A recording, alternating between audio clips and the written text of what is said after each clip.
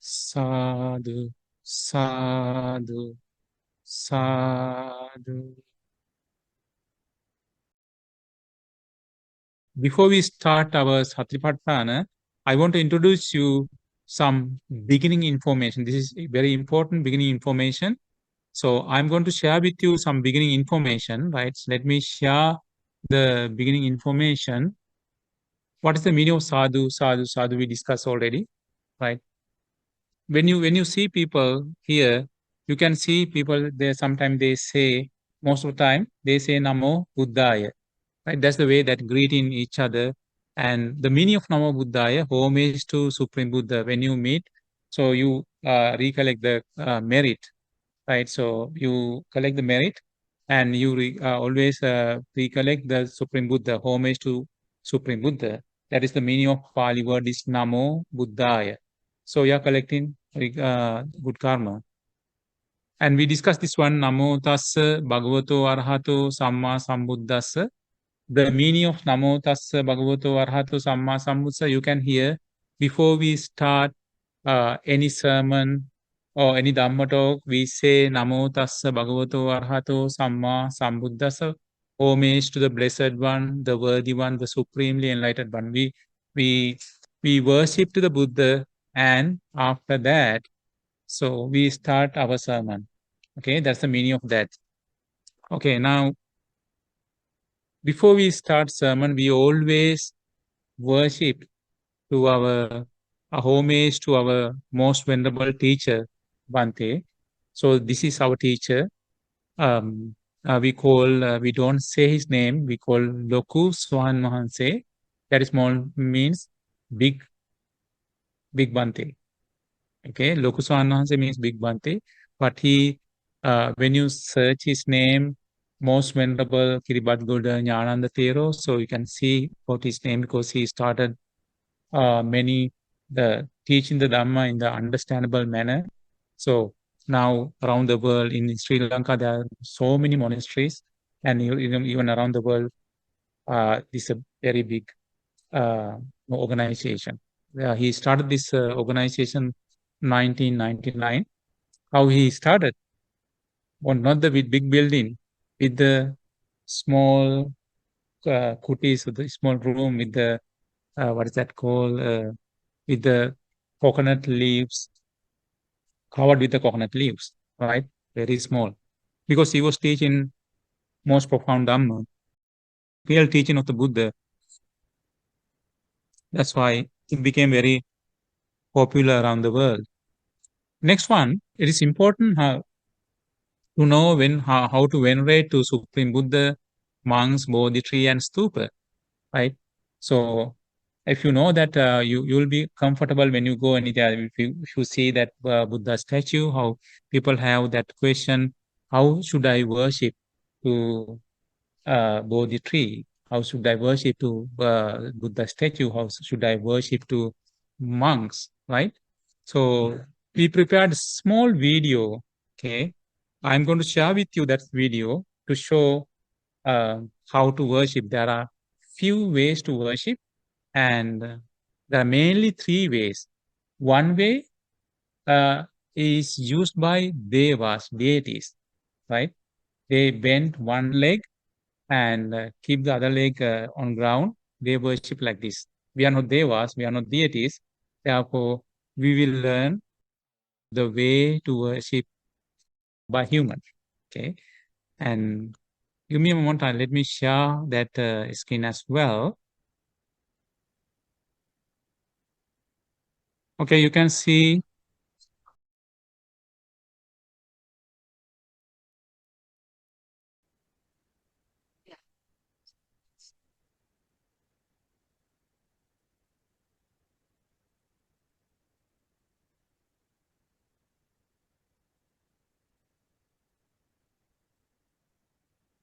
So this is the way that, okay, I'll see you again. You can see that 5 places are touching on the ground, 2 hands and forehead and 2 legs. This is the way of worshipping and Supreme Buddha, Bodhi tree, and right. All right. So now let me share another one.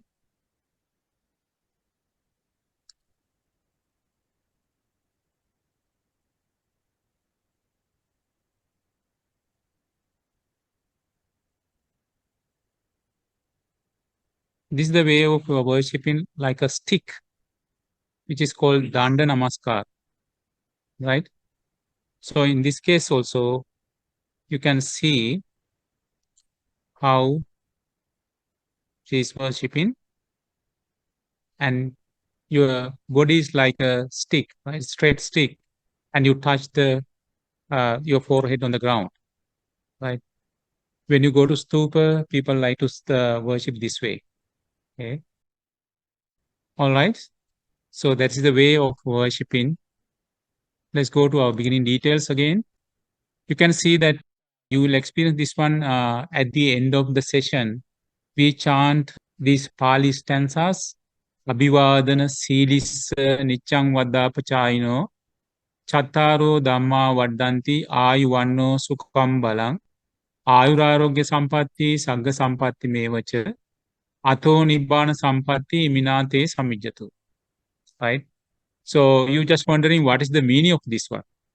Right? So, and the meaning of the English meaning of this one, for the person who worships virtuous people and always reveres and serves the elders, four things increase: long life, beauty, happiness, and power. So this is the way we are blessing. May you have long life and be free from illness. May you have rebirth in heaven. May you one day attain supreme bliss of Nibbāna. Okay, this is the way we uh, bless you. Okay, so in the book, when you use that book, you can see uh, it is in English translations as well, right? At the end. Okay. All right. So now we are going to start 4 foundations of mindfulness. So this is actually important teaching of the Buddha, 4 foundations of mindfulness. So what are the importance of the 4 foundations of mindfulness? When we consider mindfulness, so we can see that sometimes when they discuss about mindfulness, people give the wrong definition about mindfulness. So mind is filled with everything. That means mindfulness, right? So therefore, it is important to learn that what exactly the Buddha's teaching of mindfulness. This is the important teaching of the Buddha, and why it is important. By practicing this one, we can develop our mindfulness. We can develop the bodily action, the mindfulness with the bodily action, and also mindfulness with our verbal action, our mental action.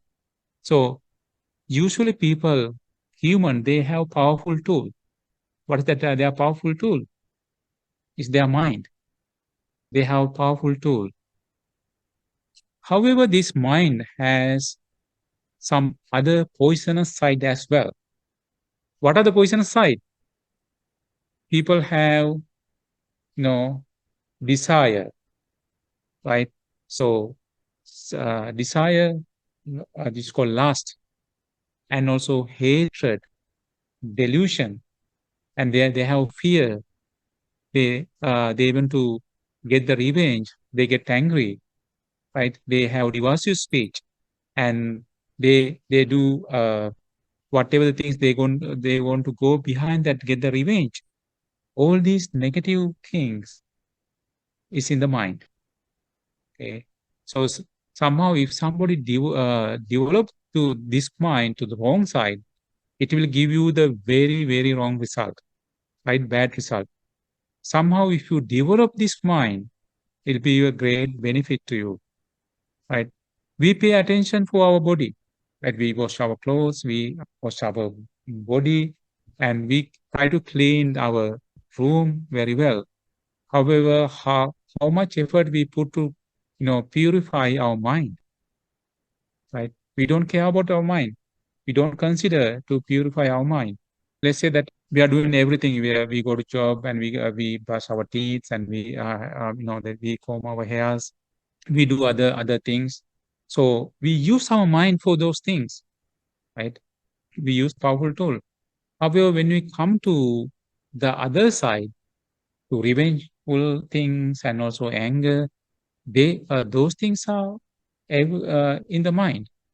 So we need to remove these negative things from our mind, right? While we are doing all those things, we are getting older. We cannot avoid that, right? So we go to work, we come back, and we get married. Then we have children, and they grown up. Then after that, we are worried or struggling with their life, and they get married, they get the children. Then we look after them. So likewise, our life is going to end, right? The time will come more than 60 years or 70 years, and we cannot put our feet the right place. We are getting older, right? So our mind doesn't get older. We think we can do same like that earlier, right? So, but however, our our body is getting slowly deteriorate with the time. That is called getting older. Okay. Now, however, there's a way Buddha's teaching when we develop this mind. There's a way to develop this mind. So even though you are getting older, this mind will be sharp. You will have to get this kind of mind to yourself, right? Maybe today you are young. Maybe uh, this doesn't stay for long, right? Maybe 20 years, 30 years, 40 years, you are getting older, right? Maybe 50 years, right? We are not anymore here. However, if you develop this mind, even though your body is getting older, doesn't matter. So your mind is getting sharp. Even you died, you develop your mind, you can be born into good destination, right? That is why we have to develop this mind. That's why we need this mindfulness, right? Buddha explained this mind can be developed. How we can develop this mind? Not from the other ways, right? So people do different things. They do gymnastics. They do different practices with using the mind. But those things are going to stop when they get older. However, when you develop the mind in the good way, right, using the Buddha's advice, right? So this, which is called Dhamma, only Dhamma can develop this mind. So, and we can remove this our negative side, poisonous side in the mind using the Dhamma, right? So Dhamma will develop, but we have very good tool mind. That's another part of this point, the great side, that is called wisdom. Okay, we can develop the wisdom using the Buddha's teachings. When we learn that mindfulness, we know how to develop that, how to initiate this wisdom. When we can develop the wisdom, it doesn't matter when you are getting older, it doesn't matter when we die. We know what to do, right? Even the death, you will be born into good destination, even getting older, so you are more and more sharp from your mind, right? That is why mindfulness. Then Buddha taught how to develop this mind. Okay, so now we are going to start discussing the 4 foundations. There are 4 ways to develop this mind. Buddha explain. Okay, so before we go to learn this, how to develop this mind in the 4 ways, there are another things we want to learn. Buddha explain in the one of the sutta in Samyutta Nikaya, to realize the Dhamma, develop the following 6 qualities when listening to the teachings. When we listen to the teachings, we have to develop these following qualities. In the first one is in Pali, which is called Sussusati. One wishes to listen. You have to listen very carefully, eagerly, You have to listen what the Buddha is teaching, those things. And sotang odahati, lend an ear. So you have to put your ears really well and listen what is that meaning. And anyaya chittang upattapeti, one set one's mind on understanding. You have to put your mind understanding what is Buddha's teachings. Okay, what his teachings. And attanganhati. So you have to develop the meaning of this one, not to go for other things, right? Attanganhati, anattang rinchati, one discards what is not the meaning. So sometimes when you try to learn the Dhamma, they have question whether the world is existing, what is the end of the world, is there any end of the world? Those kind of unnecessary things, don't bring that, all the unnecessary things. Understand and the meaning. And so other unnecessary things, remove that, all these things. One discards what is not the meaning.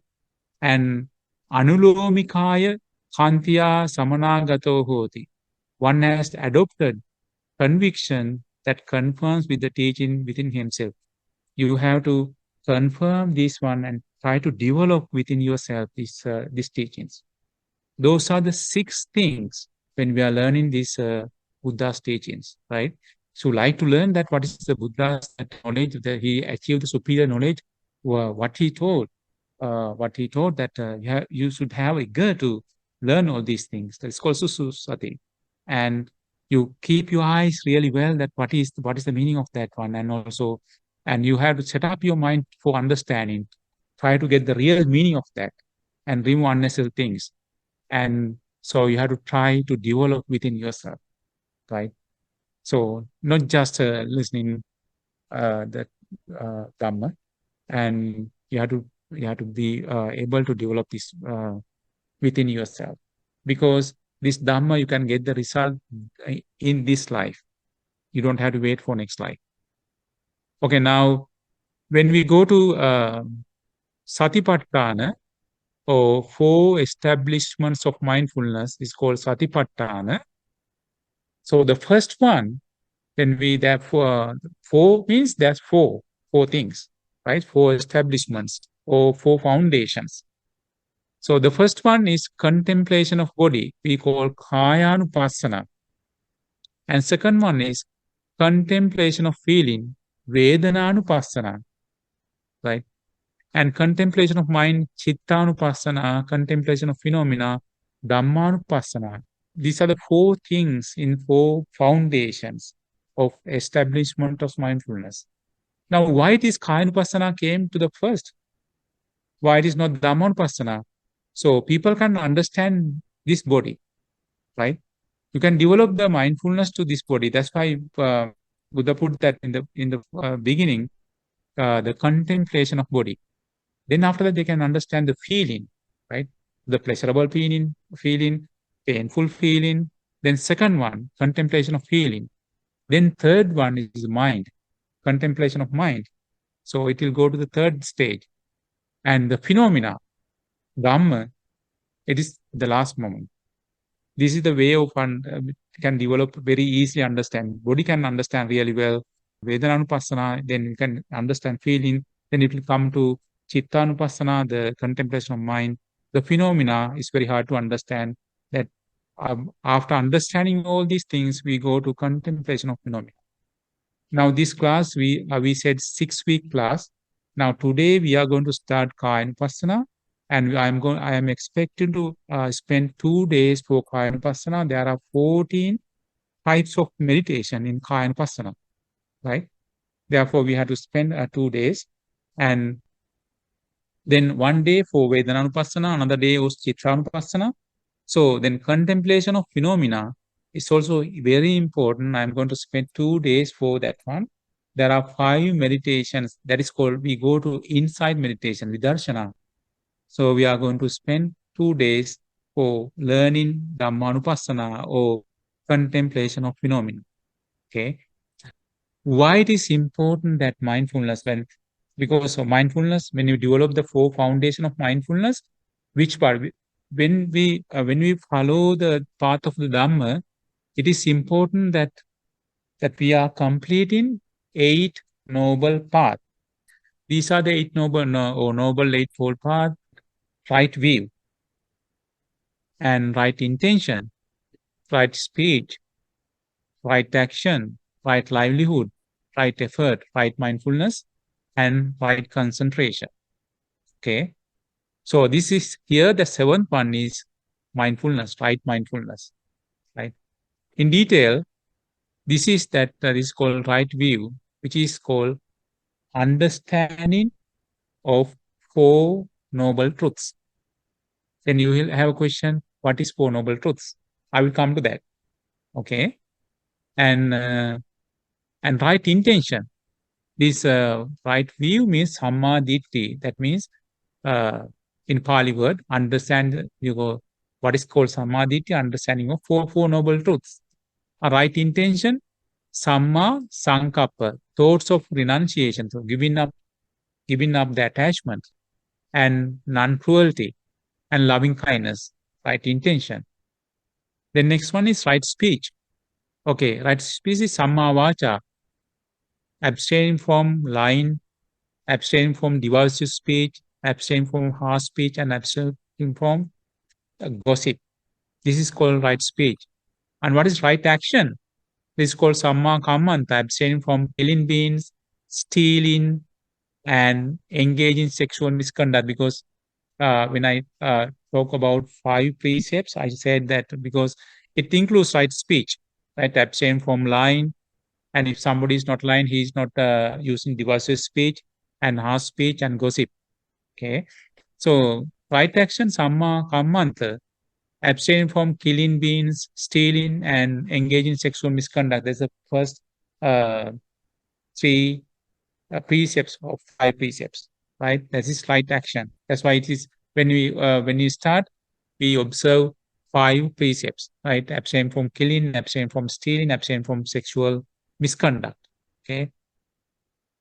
Now, when we go to next one, right living, right livelihood, samma ajiva, abstain from selling intoxicants, abstain from making money, selling all those things, abstain from selling weapons, and then abstain from animals to kill and scamming others to make money. That's right livelihood.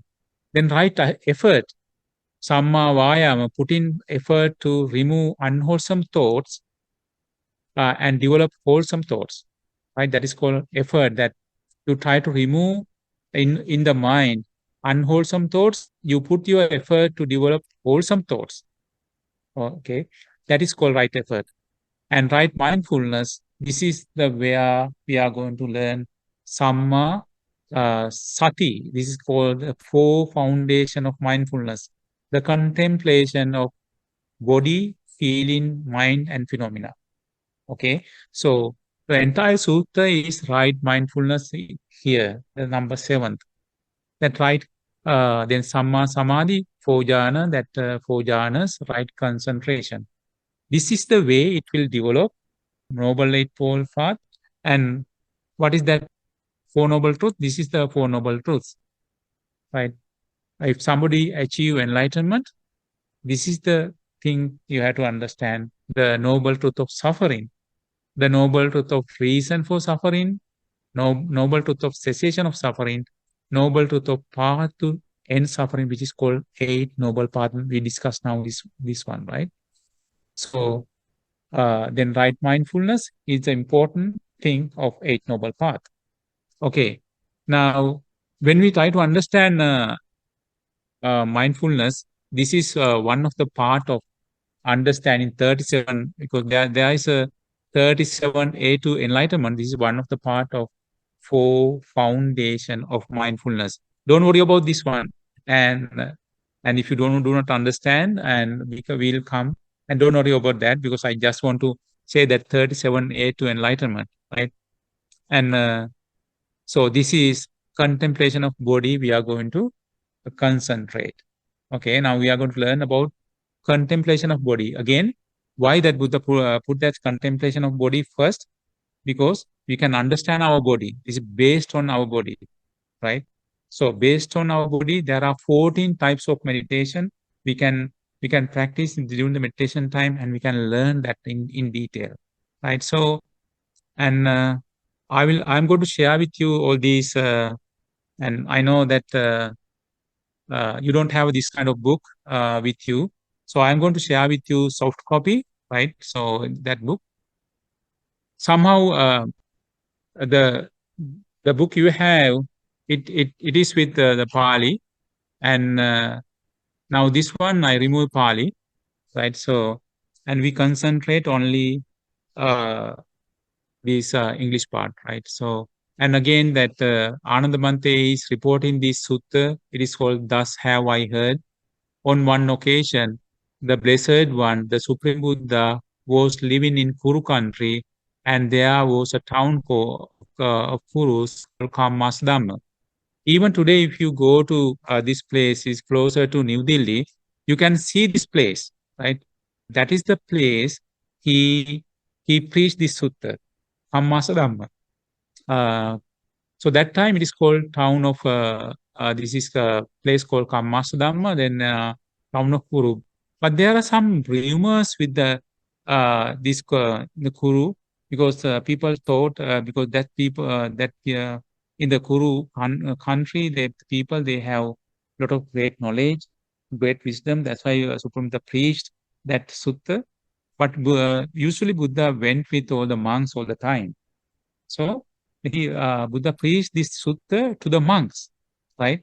Somehow they were in that place in the Kuru country, so they preached Dhamma. Okay, and that time the Blessed One, Supreme Buddha, addressed the monks, thus saying, "Monks," he said, "Venerable Sir." The monks replied, "The Blessed One said this, monks, this is the one and only path for the purification of beings, for overcoming of sorrow and lamentation." So this is the one and only path for the purification. Why that people are, or that they have sorrow and lamentation. Now, this is the only way for disappearance of pain and grief. Okay, and for attainment of the true way for realization of Nibbāna. Okay. In other words, the four establishment of mindfulness. What are the four? Now you already know that what are the four. Buddha is going to discuss about this one, right? Contemplation of body, contemplation of feeling, contemplation of mind, contemplation of phenomenon. In Pali, when we discussed that Kaya-anupassana, Vedana-anupassana, Chitta-anupassana, and Dhamma-anupassana, right? So, and Buddha explained here, monks, a monk remains contemplating body as body, dedicated, fully aware and mindful, having abandoned greed and grief for the world. It is very important you remove that attachment and also grief, abandon greed and grief to the world. So he remains contemplating. So this is the body.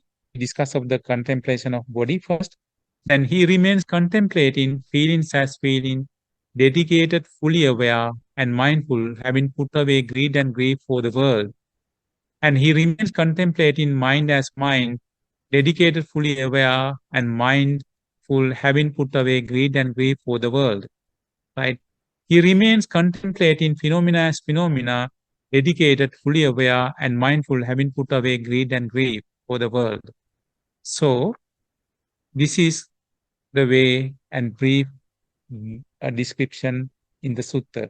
Kaya-anupassana, Veda-anupassana, Chitta-anupassana, and how somebody develops this. He dedicated, fully aware, and mindful, having put away greed and grief for the world. So he remove that attachment to the world and also grief for the world. Okay. Now, when we go further to learn that Kaya-anupassana, the observation of body.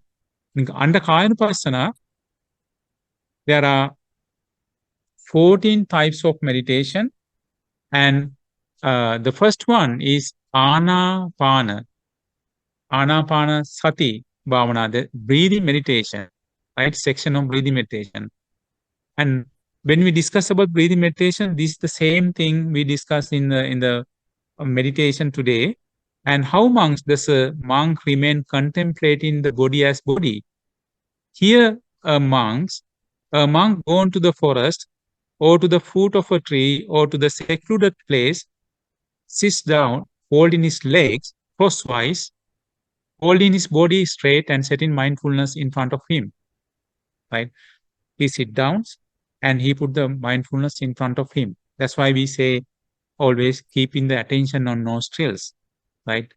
So he breathes in, he breathes in mindful, he breathes out mindful. Before we go any further, any question to ask? Any unclear place? Nobody has any problem, right? It is too much information. Don't worry about that. We are going to discuss the same thing again and again, right? This is the first time maybe you are experiencing that 8 noble path, 4 noble truths, right? We are going to discuss these things again and again. And learning Buddha's teachings is not like learning that other subjects. So other subjects, when we learn, we don't care about that those subjects. When you do exams, we remove our books, right? We throw them away. But Buddha's teachings, it's not like that. Same thing we have to do again and again and again and again, right? So those things will go very, very slowly to our mind. This is the way. In Buddha's time, they sat down and they thought that I'm going to realize this one. After 7 days, they released their legs. They understood. They became enlightened. Now these days, we are busy with our telephones and smartphones and computer and TV, all other things. Our concentration level is really not like those days, right? So you can experience this one. Try to stay without any lights for 1 day or 2. So how do you feel? And those days like that, they don't have anything. They practice meditation. Okay, so and I think there's a good time came in Canada. Then one time we lost a light, well, 1 week or 2, right? Right, without any lights. That's a good time to meditate. So therefore, don't worry about that, because those for the completeness, I have to mention that, give you that where we are discussing in the Dhamma. So we are going to discuss these things again and again and again, right? Until when we are going to stop this discussing all those things, when we attain Nibbāna, right? Attain Nibbāna, yes. After we attain Nibbāna, even that after that, you are still recollect that whatever the things you learn, right? You enjoy with the Dhamma. And so when you start to learn Dhamma, and initially you maybe feel uncomfortable, but when you get into that, right? So when you start to swim in the Dhamma, you will get the happiness, right? We guarantee that happiness. Therefore, don't worry. And if you have any question, that stop me, and I will explain that. Okay. In this breathing meditation, the first part is breathing meditation. So as I explained this one, okay, we can read through this one. Maybe someone can read through. Mindfully he breathes in, mindfully he breathes out. When breathing in a long breath, he knows, I'm breathing in a long breath. When breathing out a long breath, he knows, I'm breathing out a long breath. When breathing in a short breath, he knows, I'm breathing in a short breath. When breathing out a short breath, he knows, I'm breathing out a short breath. Conscious of the entire breathing process, I shall breathe in. Thus he trains himself. Conscious of the entire breathing process, I shall breathe out. Thus he trains himself. Calming the entire breathing process, I shall breathe in. Thus he trains himself. Calming the entire breathing process, I shall breathe out. Thus he trains himself. After explaining that, Buddha is giving that simile to understand this one. How is that simile? Just as a, okay, go ahead. Just as monks, a skilled turner or his apprentice, when making a long turn, understands, I am making a long turn, or when making a short turn, understands, I am making a short turn. In the same way, the monk, when breathing in a long breath, he knows, I am breathing in a long breath.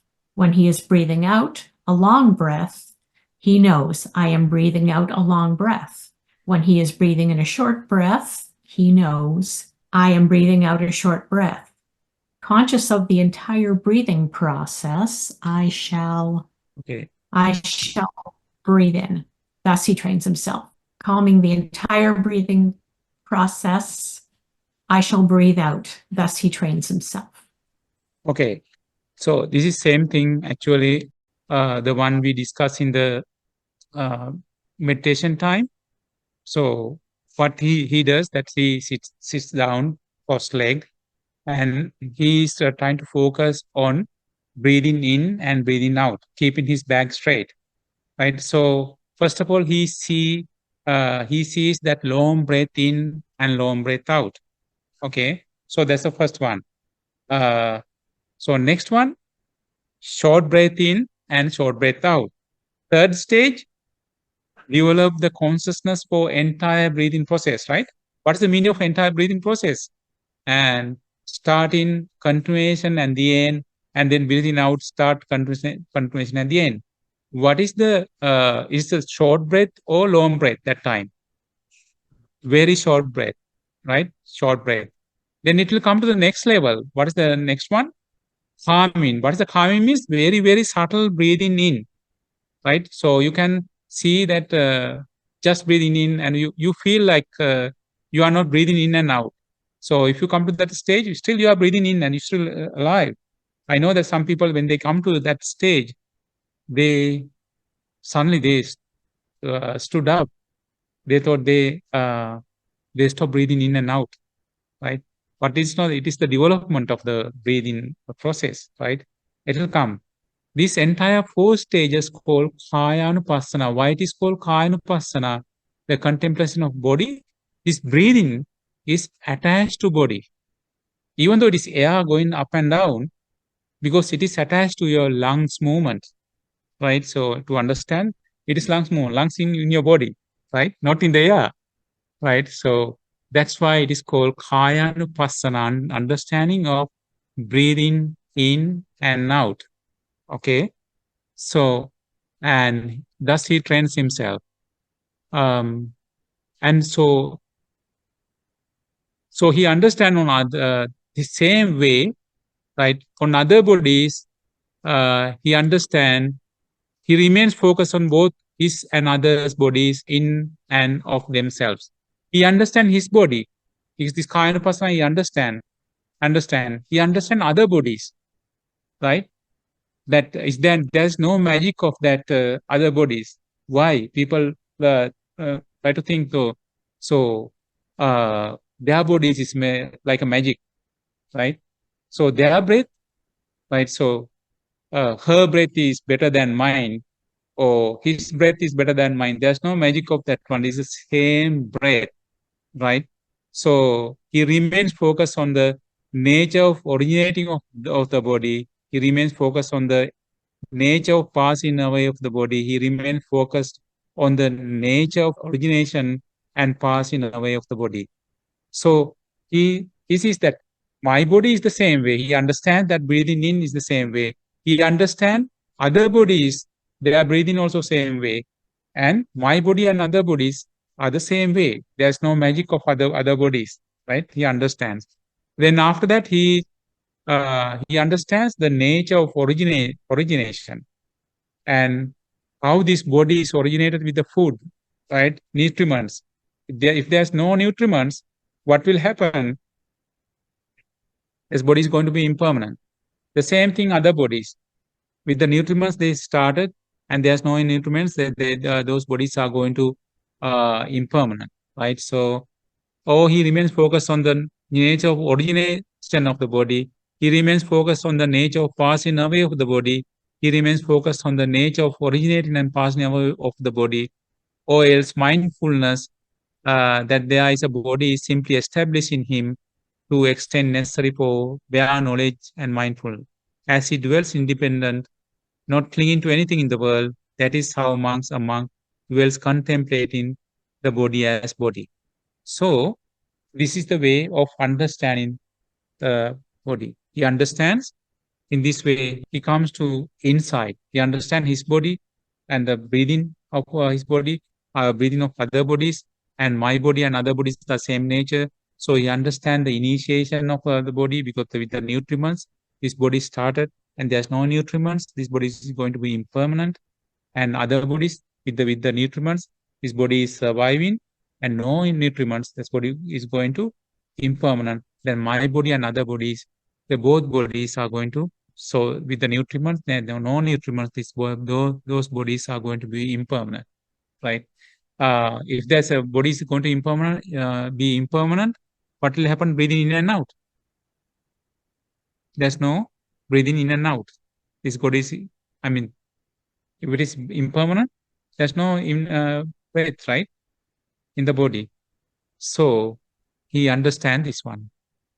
Okay, he remains focused on his body, or he remains focused on other bodies, or he remains focused on his and other bodies and themselves, or he remains focused on the nature of origination of the body. He remains the focus on the nature of passing away of the body. He remains focused on the nature of origination of the body, or else mindful that there is a body is simply established in him to extend necessary for bare knowledge and mindful, and he dwells independent, not clinging to anything in the world. That is how monk dwells contemplating body as body. Okay, so this is the contemplation of body and the first part of the breathing meditation. I will stop this from this meditation. I'm not going to explain on the next meditation. The next one is section on postures, Iriyapata meditation. So I will stop here, and I will give you the chance to ask questions. Yes. The practice is concentrating on his body and other bodies. Is that what you mentioned? No, this is the way that when you practice that, when you develop the meditation, you observe the variation of your body. Body means that your body means that you are observing your breathing in and out. Okay, so by observing this one, you see that other bodies are the same nature. Same nature. There is no different things. So when you observe your body, you observe other bodies are the same nature. Okay, so then after that you see my body and other bodies. Why it is difference? You see your body, you understand your body because you can understand your body very easily, right? Based on your understanding, you see other bodies. Then you understand other bodies, right? Then after that, your body and other bodies. Why? Sometimes you may think that other bodies are same nature, my body is different. Then you see that my body and other bodies are the same nature. Okay. Then you see the initiation of this body. What is the initiation of this body? With the nutriments, this body is surviving, right?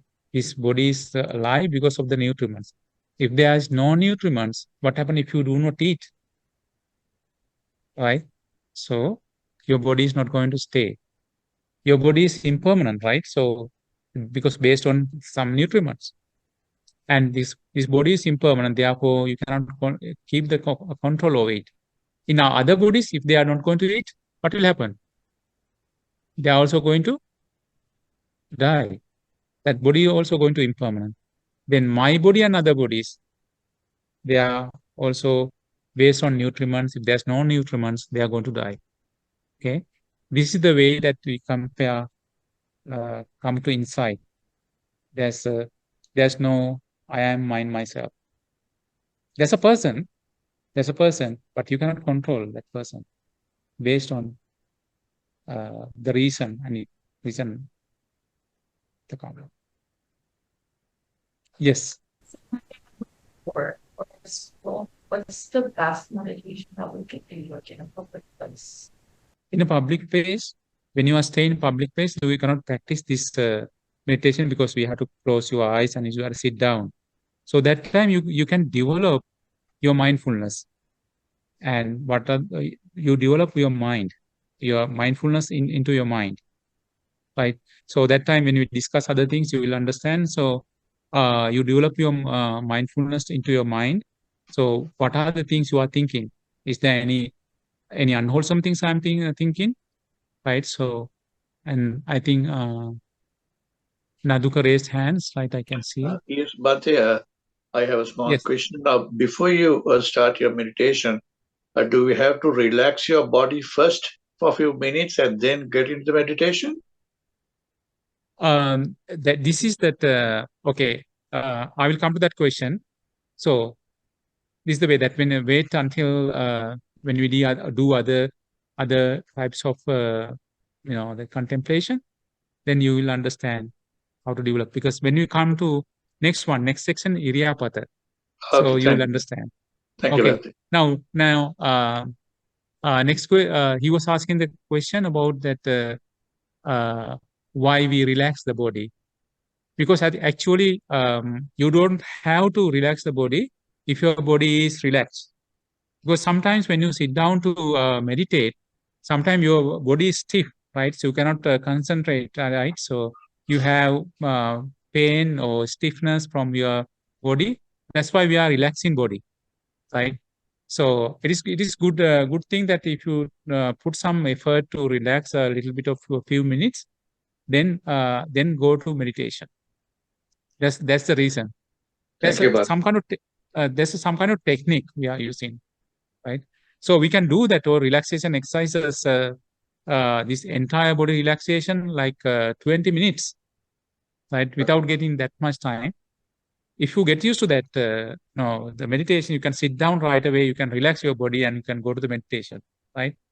Thank you. That's why without starting the meditation right away, and we just sit down and try to bring the attention to our body, and then after that, starting meditation.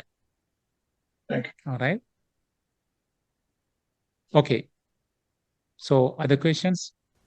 Yes. When we are doing something, Yes. we purposely that okay, I'm going to short breath. Okay, I'm going to do long breath. We purposely do that or just naturally? Another question. We have to decide whether I'm going to take long breath now and I'm going to take short breath now. What do you think? No, we don't decide. What we do, we just pay attention for breathing in and breathing out. So we pay attention for with the starting from your meditation. The first breath you see, long breath in and long breath out, right? Maybe you are practicing this one a little bit longer. When you develop your mindfulness, it will go to the second stage. That is shorter breath in and shorter breath out. We don't change. With the mindfulness, it will change. You just observe, right? We don't do any things. We just observe. We just pay attention to breathing in and out. We just observe. That's it, right? We don't do any other things. Just observe your breathing in and out. Then it will change by itself, right? You pay attention. You develop mindfulness to the way. So sometime for people, long breath and long breath out, long breath in and long breath out to come to shorter breath in and out. It will take weeks, months, years, right? So, and then come to second stage to third stage, it will go some years. However, when you train these years, when you train that after all these stages, you can go very fast, right?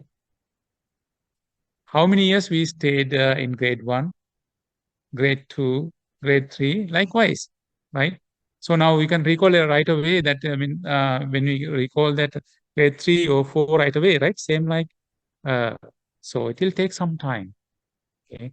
So it will take some time you will be familiar with that, your, your breathing nature, right? And you are familiar with your posture, so that you will get the bodily pain and, pain on your hands, legs, and your body get used to that meditation. All these things are happening, right? Therefore, it will come by itself. Any other thing? Online?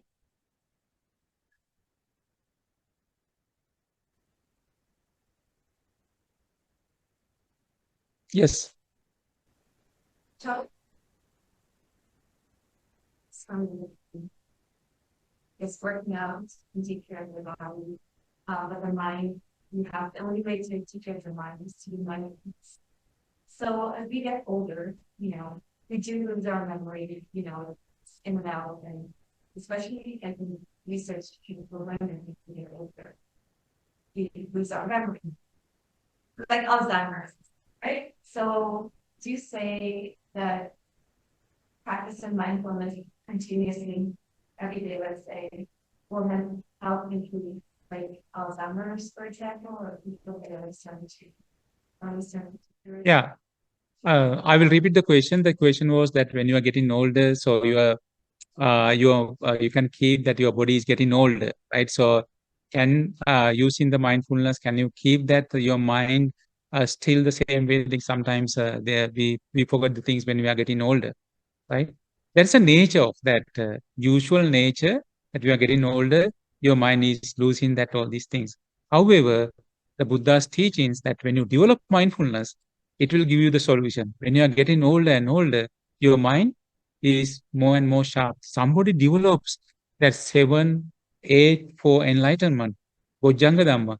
Even though he's getting older, his mind is not getting older. He is more and more sharp. That can be done not for any other things, by developing mindfulness, right? By developing the Dhamma within yourself, right? So by developing your wisdom, there's ability within yourself, right? It doesn't come because there's a poisonous side. When you grow older, that the poisonous side will develop. It depends on you which side you are going to develop.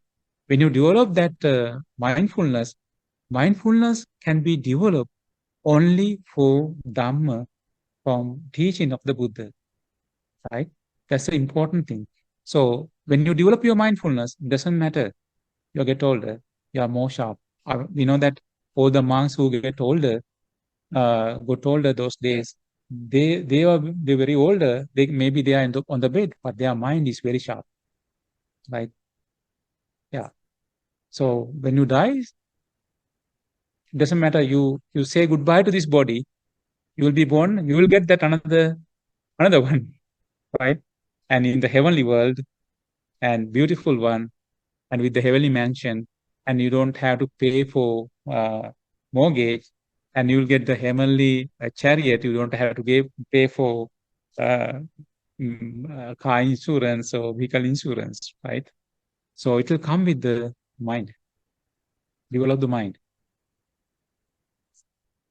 So any young person that sooner or later they have to experience this one. They are getting older, right? We know that when we are young, now we are getting older. We know that our grandfathers, when they were young time, that we can see the pictures, they are how smart they are. We know that after the end of the day, how they behave, right? However, they did not get the Dhamma to develop their mind. But you got the Dhamma to develop your mind, right? Then, so you have a chance to develop mind. Then how long will it take? It depends on you, how much you put the effort. How long you took to walk when you were small, right? Yes. Can I actually add to this? Okay, getting older. Your short-term memory, and I'm old, 95. Your short-term memory seems to go away. However, I find that I'm more focused and less distracted as Yes. I'm getting. I'm really happy about it. Yeah.